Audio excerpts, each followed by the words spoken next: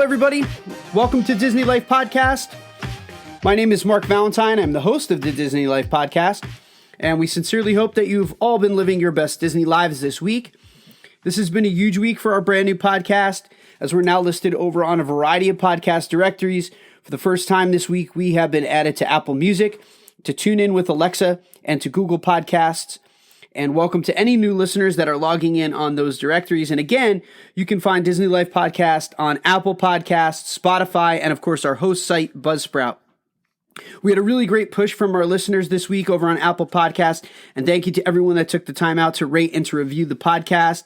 And in this episode today, don't forget that we have our huge giveaway from Thomas Kincaid Studios, that for everyone this week that went out and gave us a rate and a review on Apple Podcasts, as well as one of our subscribers, that you were entered this week into our contest to win a Tangled Thomas Kincaid gallery wrapped canvas.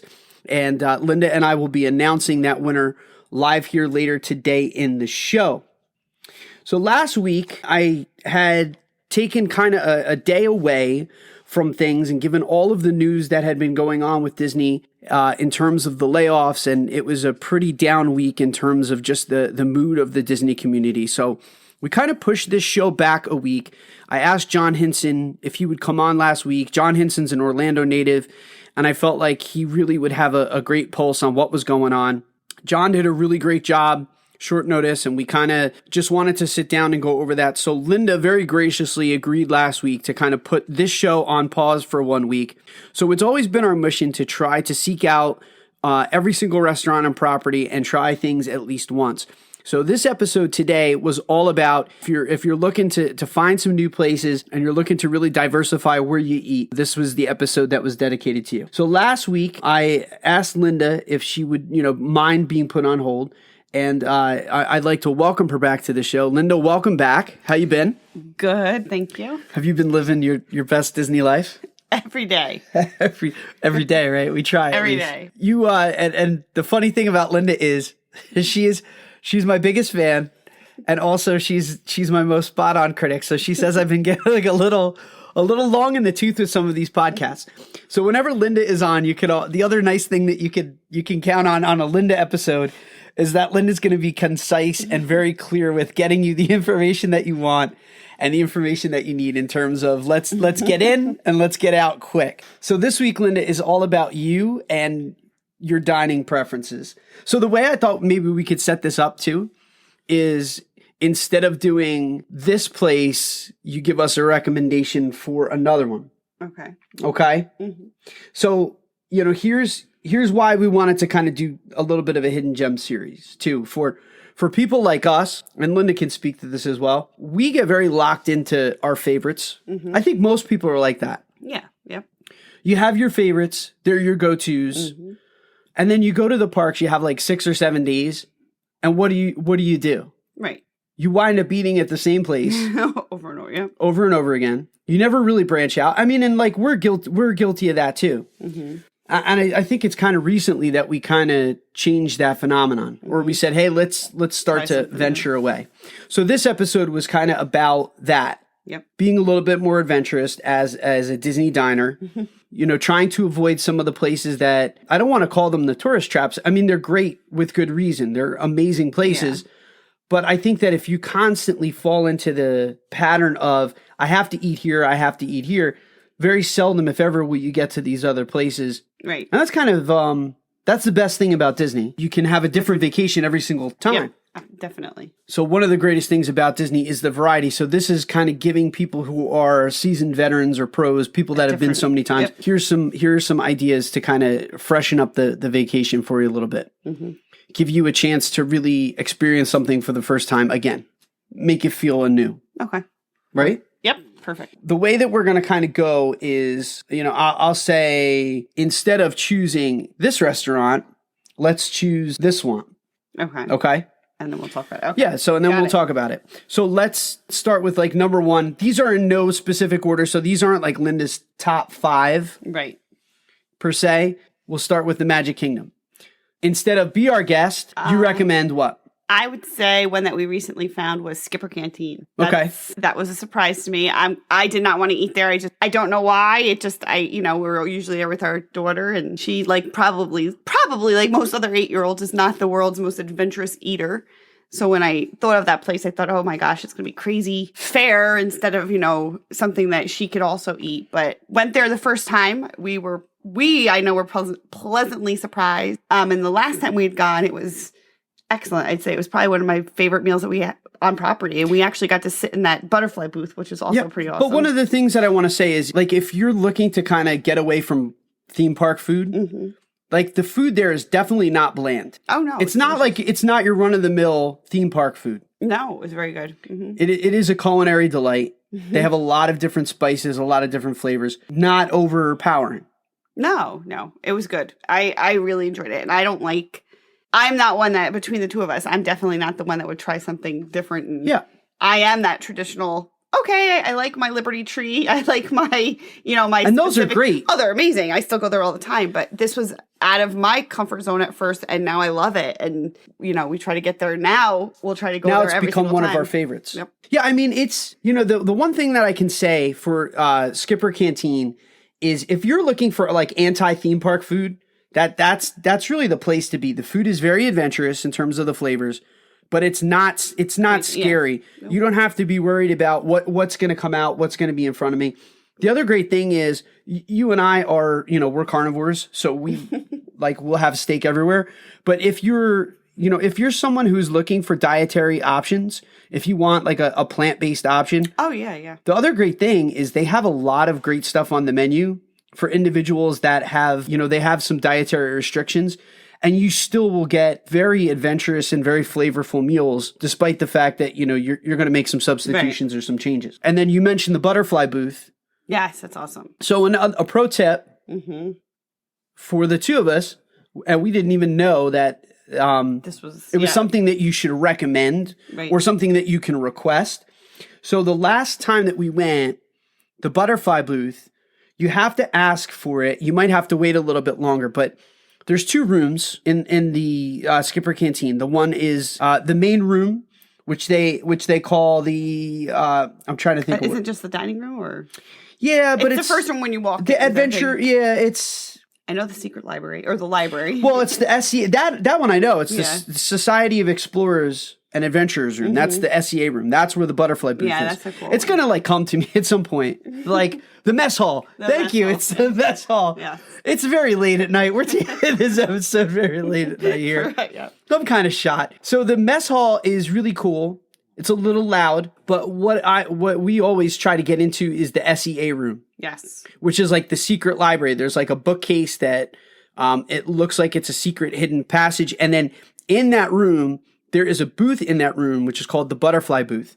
And the Butterfly collection belonged to Lillian Disney. Yep. And it's incredible. You really should wait. So my advice would be, when you are getting seated by the host or hostess, to ask for the butterfly booth. It's amazing. See if there's a long wait, because it's a really cool seat. Semicircle. Yeah, it's a semicircle booth. The butterflies are behind you. They're amazing. It's just a really nice area of the room itself. But the ambiance is cool. Mm-hmm. It's a great restaurant. Wait staff is funny. Yeah. What I would recommend as far as the food there, so I've tried a few things. If you are a safer person, so if you're looking at the menu and you're thinking to yourself, what do I get? They have something which is called Taste Like Chicken, because it is. And it's crisp. It's basically a crispy fried chicken fillet. And then the chicken fillet has a citrus ginger. Is it fried or grilled? No, it's fried. Okay. And then it's got a ginger scented rice that comes with it, and a chili glaze. But the chili glaze it's not overpowering. You see chili glaze and you think I got that once. You had that once. Mm-hmm. The only meal that I think gives you the heebie-jeebies there is the fish. No, it's the whole fish. It's just something you wouldn't order. No, nope. The food is wonderful. You got the steak the last time. It's very good. We have to say the word kungaloosh. Oh, so good. The kungaloosh does not beat ooey gooey toffee cake from Liberty Tree. I don't compare them though. They're not. I would not compare them. They're different, very different desserts, but they each have their own amazingness to them. And I don't think it's fair to put them up against each other. But it's like a religious experience, though, that congaloosh. It's so good. Oh, my goodness. So it was fantastic. Yeah, the congaloosh is... It really is that good. It's really good. It really is that good. So the congaloosh is kind of the thing that, if you're going to go to Skipper Canteen, you have to order the congaloosh. So Skip, Be Our Guest would be our recommendation. Be Our Guest is a wonderful dining experience, but instead of having to fight the throngs of people to get that reservation, trust us, go to Skipper Canteen. Don't be disappointed when you can't get into Be Our Guest, and you're going to love it. It is very quickly become one of our hidden gems and one of our favorites. Yeah. I would say I'd go for that over Be Our Guest now. So the other one is, instead of Chef Mickey. I would say Whispering Canyon Cafe. Over at the Wilderness Lodge. Yes. Now this one, we've done breakfast. Lunch. And we have done lunch. We did not do dinner. But we did a late-ish lunch. I think that's why we did a very late lunch the one time. Yep. But you picked this one for one menu item in particular, the bison burger. Yes, I was just curious what it was going to taste like. I wasn't sure. You didn't think I was going to like it. Remember, you were like, "Oh, I don't know, Lynda. That's kind of wild for you." Well, again, you're safer. You're safer on the side when you order stuff. 100%. But it was delicious, and I honestly, it tastes like a really great burger. Like it was one of those like comfort meal thing. It was so good that you kind of reached over to me and you're like, you need to take some of this for yourself. It was delicious. And I will say that. And I just like that. I like the whole, obviously we're DVC members and that's our home resort. So that's always, we love to try the places inside of Wilderness Lodge. It's just great. I mean, the ambiance there, I love it. It's right there when you come in. The people there are, pre-COVID, it was so fun. It was funny. They still try to do all the same kind of jokes. Yeah, I mean, the shenanigans are kind of muted right now. But it's still, it's just so tasty. normally, and we mentioned this when we did our dining episode over, we talked about the experiences that have very heavy cast interaction have all been toned down a lot. But we actually, this last time, and we went for that late lunch, and we actually had to eat in Artist Point. So they used the dining room for Artist Point, so it was kind of neat that we got to eat there again. Yep. But have the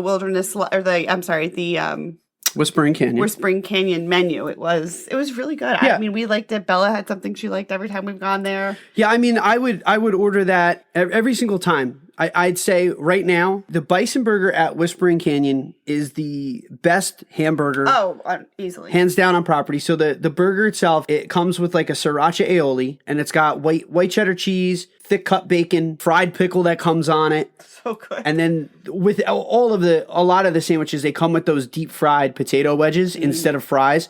So they're really hearty, and they just complement the bison burger very well. Good. So tasty. Like this is all about, we love Chef Mickey. We go to Chef Mickey all the time. Absolutely.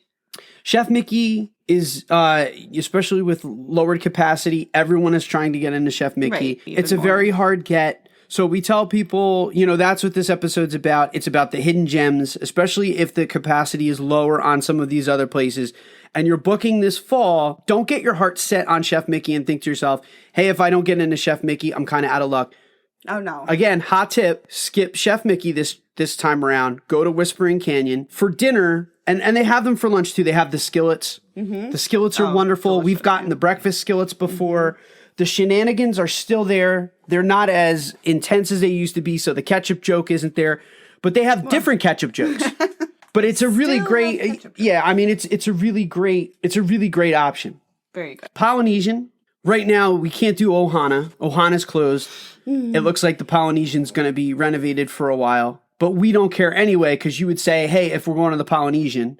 Oh, I know. Don't go to Ohana. Your hidden gem is Kona Cafe for sure. And I don't know if this qualifies as much as a hidden gem. I like it best for breakfast. I'm not gonna lie. Some of the menu items that they have over at Ohana. You can still get a little flavor, but in a different kind of a atmosphere. I like breakfast. Their macadamia pancakes are unbelievable. Oh, they're so good. So, and I feel like this one should come with a bit pineapple butter. Yes. This one should come with a bit of an asterisk because, at least my opinion, if you're given a choice between Kona and Ohana for dinner, it's still Ohana. It's always Ohana if it's dinner. But breakfast... Oh, no, definitely. I like Lilo and Stitch as characters. Yeah.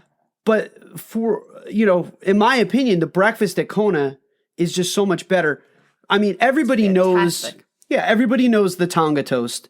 The Tonga toast is the banana stuffed French toast. It's rolled in the cinnamon sugar. It's served with the compote, the strawberry on top. It's to die for. But you get, like you said, you get the macadamia nut pancakes and the French press coffee. Of course. And I could sit there for hours. It's so good. And it's a very relaxed breakfast. Well, I like it. You can right by the monorail, so you're looking out at the monorail. You can see down into the lobby. It's nice. I like it. The location's awesome. We just like to relax there too. Yeah, that's like when we have a day that we ran pretty hard. Then we go to Kona and we just kind of unwind a little bit that day, and we take our time for breakfast. But you're not going to get Ohana for a while. It looks, but don't fret. I would say Kona is just as good, and it's. Good. You see repeatedly, and people mention this on social media. That's why this one's not as much of a hidden gem as some of the others. But you can see that, Kona is very clearly, it is very much off the beaten path when you compare it with like a place like Ohana or even like a Park Fair. Yeah. Speaking of Park Fair, so number 4, instead of Park Fair, skip Park Fair. It's not open right now anyway, but even when it comes back, you would say, hey, skip it. If you can't get a Park Fair too, a good choice is Grand Floridian Cafe. Delicious. So hands down, breakfast, lunch, dinner. We've been there for everything now. It's my favorite breakfast. Absolutely. On property. It's delicious. Yes. Topolino's would be my favorite. If the full menu arrives. If the full menu comes back, we mentioned this in our Life After the Disney Dining Plan, my very first episode. Topolino's Terrace has the best breakfast on property, but they've taken the hash out the menu and they've taken the steak. Right, they've had to. With the polenta out of the menu, which are the 2 greatest menu items in the history of breakfast. Of food. The calzone over at the Boardwalk is pretty good too. At Trattoria Al Forno, that's a pretty cool breakfast menu item. But if I had to pick a place to go to breakfast, Grand Floridian Cafe, and again for you, it's the star of the show is always pancakes. It is, but I also like the grand breakfast. What do they call with the eggs? But you had the select. Oh, that was delicious too. I mean, you can't go wrong with their breakfast. Or lunch or dinner, but just not talking about breakfast. It's fantastic. We would always go to Park Fair for dinner. Yes. For obvious reasons. The characters are there. Our daughter loves it. It's great. It's a great buffet. Again, strawberry soup. Again, this isn't an indictment on Park Fair. It's great. I mean, there's really great dining options at Grand Floridian. Is one of our favorite places because we love Narcoossee's, we love Park Fair, we love Grand Floridian Cafe. We're gonna try Citricos, but again, it wasn't open because the NBA had a lot of different a lot of stuff was closed down. Right. And it's always been our mission. We want to try everywhere, so we might come back and do a review of Citricos after we go there. But the dinner, the 2 of us this last time, the chicken, we got again. The buttermilk or the Disney's got some really great fried chicken. They do. That's why I never understand when people say, "Oh, Disney's food is terrible." It's really not. You just have to know where to. It's not. You can get traditional, normal, fair food, or whatever you want to call it, but you can get some really excellent meals. This is one. The dinner was. I've never engaged people that say that in conversation for 2 reasons. Is I try not to get overly negative when I'm talking about Disney, and I don't want to get pulled down. But 2, I just feel like people who say that the food at Disney is not of high quality are not eating the right stuff. Right. Of course. Yep. There are some food options at Disney that I would say I'll skip it.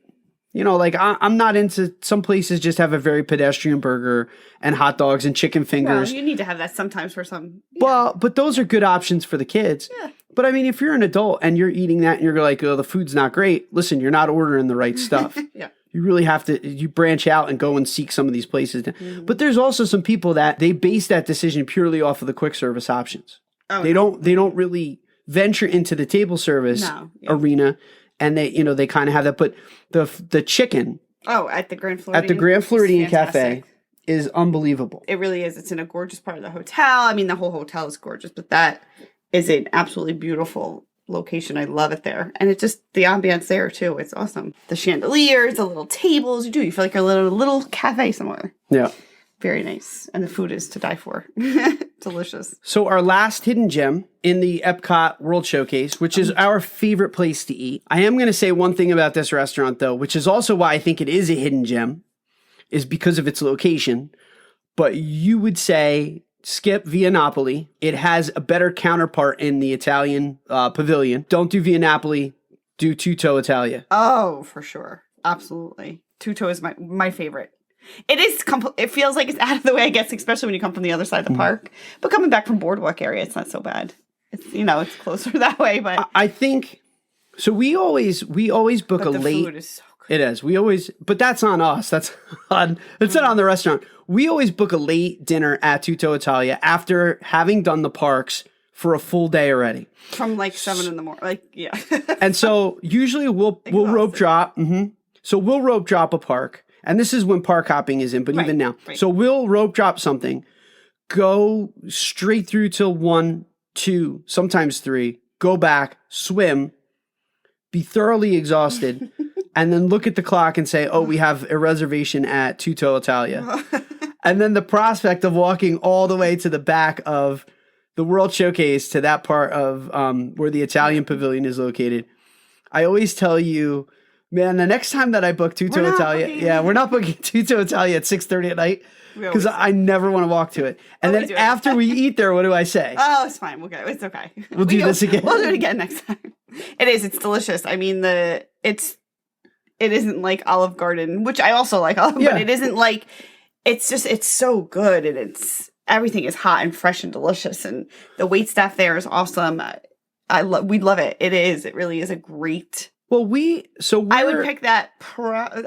I would almost say it's the best. It's the best Italian restaurant on the property. Think so. I would say. I do. In my opinion. I mean, there's tons of stuff in Epcot that we love to eat, but that to me, I love it. So everyone has their favorites too. Like I've talked to people that like Mama Melrose is their favorite, and we talked about this. That to us, Mama Melrose is kind of akin to more of an Olive Garden, but even I'd rather. It's a great place. Like it looks adorable. Yeah. Like it's in an awesome little like alcove. But yeah, no. So we're also kind of spoiled living so close to New York City.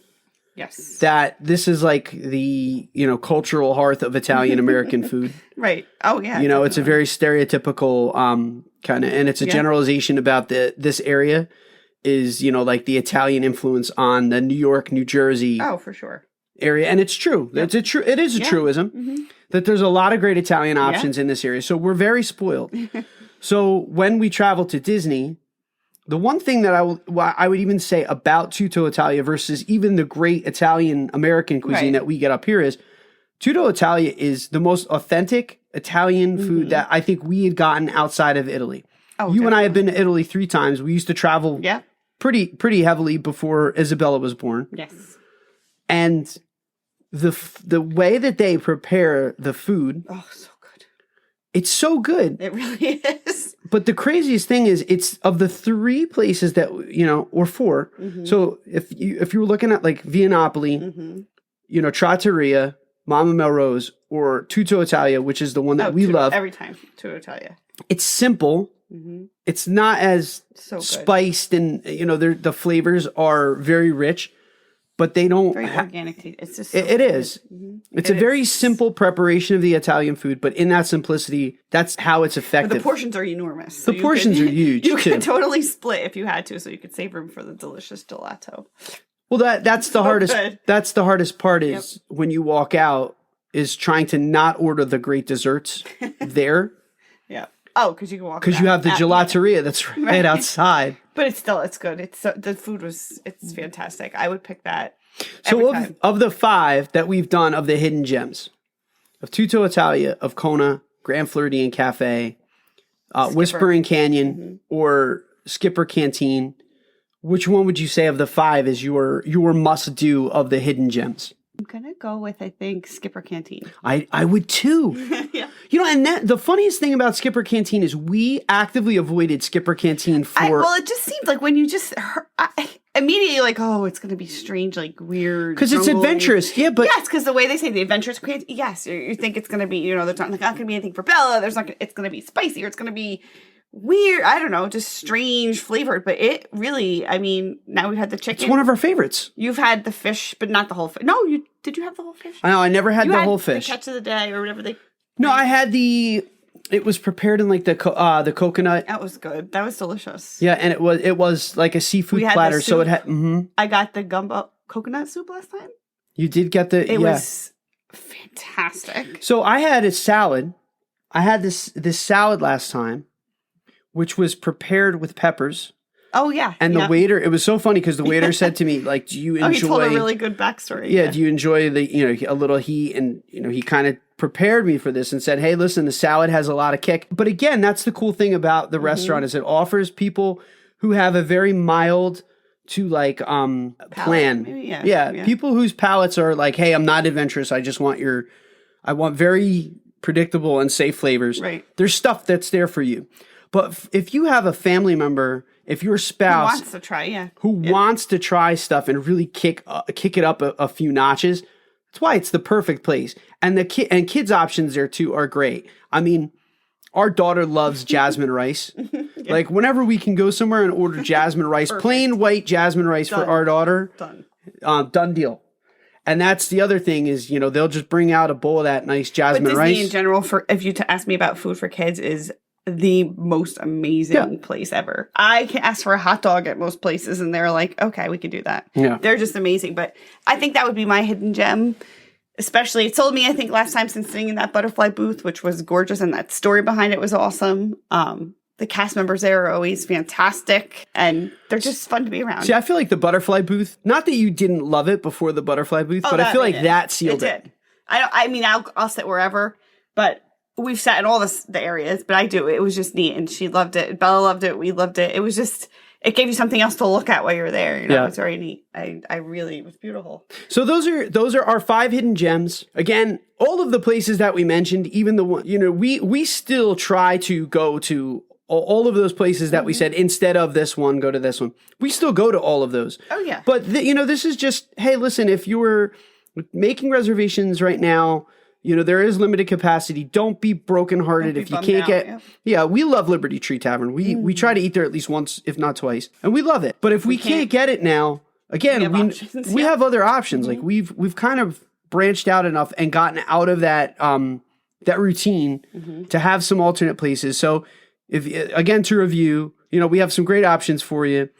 Skipper Canteen, Whispering Canyon Cafe, Grand Floridian Cafe, Kona, over at the Polynesian, and then Tutto Italia as our go-to Italian food option. And then I would dare to say we don't really have honorable mentions here, but if we were throwing out some honorable mentions, for me, quick service wise, in Magic Kingdom would be Pico Bill's.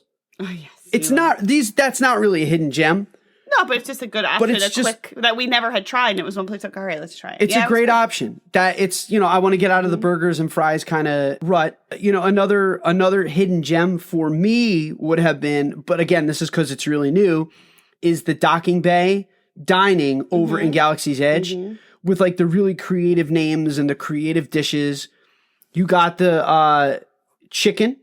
Yep, that was very good. And they have a blueberry muffin, which had a little spice to it, which you bit into it and you're like, wait a minute, there's a kick to this blueberry muffin. It was good. I just wasn't expecting that. Yeah, it was really awesome. You take a bite of it and it tastes like a traditional blueberry muffin.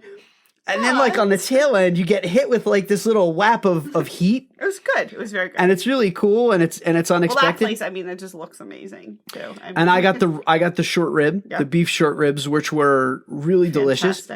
And you had again, Disney can't go wrong with fried chicken. They always do the fried chicken there. So that would be my honorable mention is the Docking Bay dining. And we always like the Wave too. I was going to say that was mine. Yep. I would give a shout out to the Wave. You stole that, yes. Again, their breakfast was delicious. That French toast donut thing. Oh my gosh. We've had dinner there. It was fantastic. As well. Yeah, their steak was amazing. We love the dinner. Yes. All right, so this is the moment you've all been waiting for. Drum roll, please. So again, we went to Costco and we wound up interacting with the roadshow attendant there that was working with Thomas Kincaid Studios. And we wound up talking to her about the show, and I was talking about you, the listeners, and how amazing you are, and about the philosophy of the show, what Disney Life is all about. And then I wound up buying 5 of these canvases.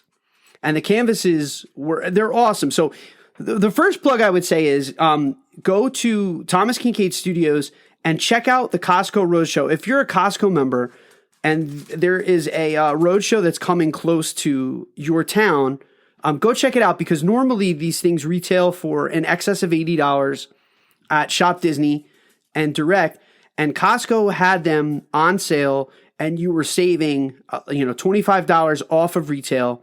And they're absolutely gorgeous. They're a 14 by 14 stretch canvas. So I was talking to Susan, and she told me to reach out to someone at the studio. And then the studio made a really generous offer to our listeners and said, hey, listen, if you want to have a giveaway, you can have a giveaway. So all week, our listeners have been really amazing. Thank you to all of you that took 5 and 10 minutes to go and you listen, but to hit subscribe to the podcast, to give us a rating, and to offer up a short review, with the whole idea of getting us a lot more visible on the Apple Podcast directory.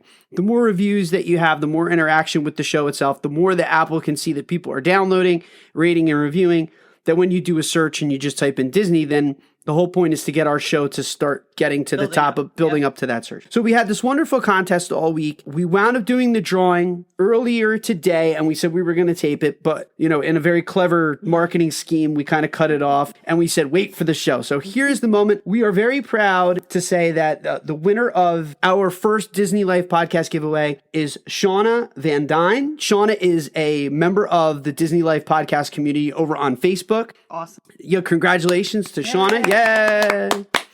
Lynda is she's a great contributor. She comments on the site all the time. She's really fun to have on the site, and she interacts with us all the time. And we pulled her name out of the hat today. Actually, Isabella was the one that pulled it out of the hat. And so, Lynda, I will connect with you, and I will get your address and send that over to Thomas Kincaid Studios, and then they're going to mail that out to you direct. And they're going to mail you this beautiful tangled painting. Yeah, we have a bunch of them, and you'll love it as much as we do. Gorgeous. So congratulations. Thank you so much. And again, if you have not gone and had a chance to do that, please, again, head to Apple Podcasts. And if you could leave us a rating and a review, and don't forget to subscribe to the show. And then every week when we release a new episode on Friday, it'll just update on the podcast directory for you. And then when you open up Apple Podcasts, the show will be right there loaded for you. You don't have to search for it again. It'll be preloaded for you. But thank you so much. We've been having just a wonderful time with the podcast. Thank you so much. We're going to play around with format a little bit and try to shorten these shows for you. I really appreciate for those of you who've been hanging out with us in excess of an hour. We also have a pretty cool poll that's going on. Dwayne Wiley started another epic poll for us on Pixar films. What is your top 5 Pixar films? I have been watching the votes come in, and I thought Thrill Rides was intense. That was good. Yep. People love their thrill rides, but people who don't go to the parks a lot are very passionate about Pixar. Yeah. I can't wait. So thank you so much for living your best Disney life with us here this week and hanging out with us. Have a wonderful week, a wonderful weekend, and I will see you all next week. Take care, and I hope that your weekend is filled with faith, trust, and pixie dust. Take care.